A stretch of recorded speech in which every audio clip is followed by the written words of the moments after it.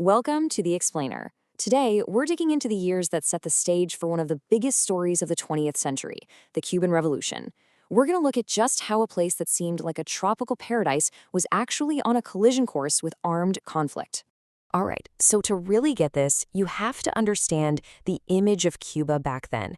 For a lot of Americans, it was this glamorous getaway, just 90 miles off the coast of Florida, and it had this reputation as a place for wild vacations, casinos, nightclubs, the whole deal.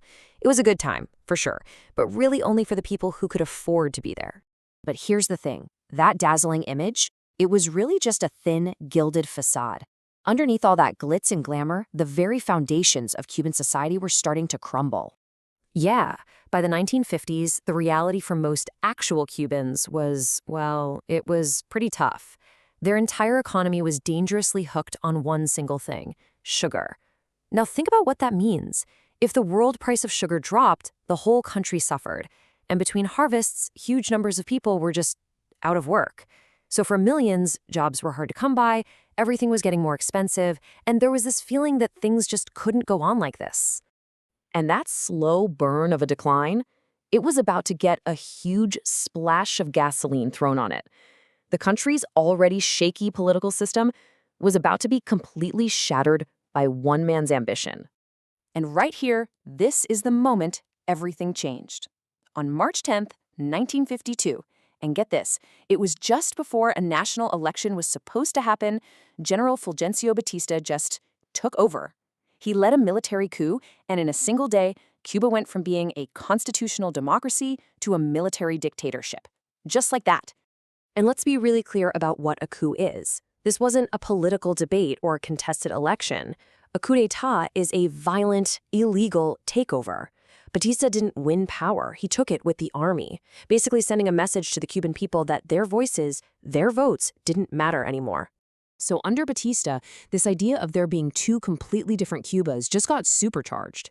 It became a country of two starkly different realities, living side by side, but worlds apart. And this comparison really lays it all out. On one hand, for American businesses and tourists, Cuba was still this wide-open playground. U.S. companies controlled huge parts of the economy, like the telephone and electricity systems. But for the Cuban people, the situation was just getting worse. The whole economy seemed built to benefit outsiders. And meanwhile, ordinary citizens were dealing with unemployment and a government that ruled through pure fear. To hold on to his power, Batista's regime was ruthless. If you were part of the political opposition, you were crushed. Corruption was everywhere, and violence, I'm talking abductions, even assassinations, became a common way to silence anyone who spoke out. You can just imagine the climate of fear that settled over the entire island. So, with the economy in shambles and the political situation getting more and more brutal, the patience of the Cuban people was really starting to run out. I mean, you have to ask yourself, right? Put yourself in their shoes. If all the peaceful, democratic ways to change things are gone, what do you do next? How do people react when it feels like their future has been stolen right out from under them? And this quote just hits the nail on the head. The regime's own brutality basically guaranteed a violent response. Batista had shown everyone that force was how you got power, and in doing that, he pretty much taught his opponents that force was going to be the only way to take it back. Into this perfect storm of economic misery and political violence, a young, very ambitious lawyer stepped onto the scene. He saw all this frustration and decided he could be the one to channel it into a real movement. And that lawyer's name was Fidel Castro. He was furious about Batista's coup. He'd been reading revolutionary thinkers, and he came to a conclusion.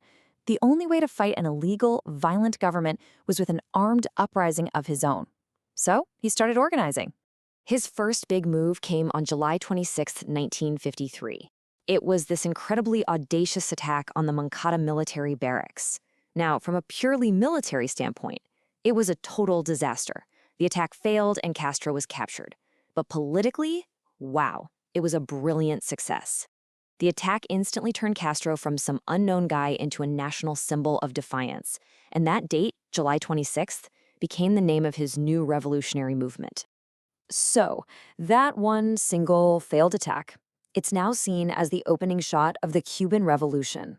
It was the spark that lit a fire, starting a 6-year-long armed conflict that would eventually bring down Batista's entire regime. And Honestly, change the world. So we're left with this huge question, aren't we? When you mix together a broken economy, a stolen democracy, and a government that rules by terror, does that path only lead in one direction? Was a revolution at that point inevitable?